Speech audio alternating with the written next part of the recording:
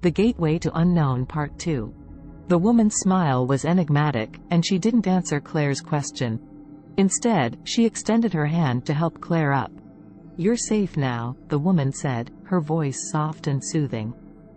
"Come with me." Claire hesitated for a moment, unsure whether she could trust this strange woman. But the fear and confusion she had felt only moments before had dissipated, replaced by a sense of calm and curiosity. She took the woman's hand, and together they began to walk through the strange landscape. As they walked, the woman began to speak, her voice low and melodic. She told Claire of a world beyond the one she knew, a world of magic and wonder, but also of darkness and danger. She spoke of ancient beings who lurked in the shadows, waiting to ensnare those who strayed too far from the path of light. Claire listened, captivated by the woman's words. She had always been drawn to the unknown and the mysterious, and this world the woman described was like nothing she had ever imagined. But as they walked, she began to notice something odd. The woman seemed to be leading her in circles, taking her back to the same places they had already been. Claire stopped, her brow furrowed in confusion. "Are we lost?" she asked. The woman turned to her, her expression inscrutable. "No, my dear," she said. "We are exactly where we need to be." Before Claire could ask any more questions, the woman disappeared. One moment she was there, holding Claire's hand, and the next she was gone, leaving Claire alone in the dark and twisted landscape.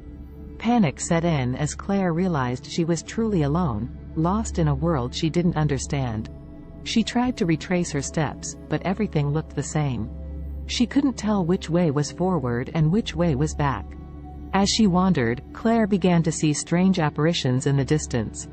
They flickered in and out of view, but she could make out enough details to realize they were people. Some were crying out for help, while others simply stared at her with blank expressions. Claire's heart pounded in her chest as she approached one of the apparitions. It was a woman, dressed in modern clothing. She looked as if she was in agony, tears streaming down her face. Claire reached out to touch her, but her hand passed through the apparition as if it were made of smoke. It was then that Claire understood. She was not alone in this world. It was filled with lost souls, people who had strayed too far from the path and had become trapped in this nightmarish landscape. Claire realized then that she had to find a way out. She searched for hours, wandering through the twisted trees and jagged rocks, until she came to a clearing. In the center of the clearing stood a tall, black obelisk. Claire approached the obelisk, her heart racing. As she drew closer, she saw that there were strange symbols etched into the surface of the stone. She couldn't read them, but they looked ancient and powerful. Without thinking, Claire placed her hand on the surface of the obelisk. A jolt of electricity shot through her body, and she felt as if she were being pulled through a tunnel of light. When she opened her eyes again, she was back in the alley where the door had been. She stumbled out into the street, gasping for air. The world around her was normal and familiar, but she knew that she had experienced something that few people ever had.